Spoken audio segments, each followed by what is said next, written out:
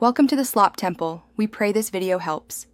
You start by verifying prerequisites: Windows 10 Pro or Enterprise 60 4-bit with current updates and sufficient RAM and CPU. Once done, install host drivers and the Ncomputing host software immediately. This creates the virtualization layer that serves clients.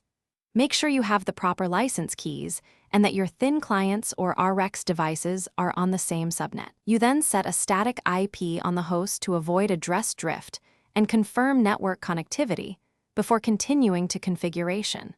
You install the Ncomputing host software as administrator and accept any kernel mode drivers. This step enables session multiplexing on Windows 10. Once installed, configure the host service to start automatically and open the necessary firewall ports so thin clients can discover the host. Then create user session templates, map redirected printers and drives, and set per session resource limits to avoid overload. Make sure to test a single session locally, because that confirms driver and policy settings before deploying multiple. You now deploy thin clients, power them up, enter the host IP, and authenticate.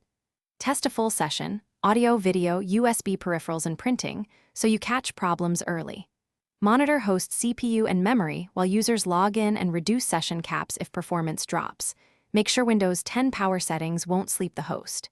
If things go wrong, restart the Ncomputing services and recheck firewall rules, license availability, and the host event logs. These steps usually reveal the root cause to fix quickly. Thanks for watching. Consider subscribing if we helped you.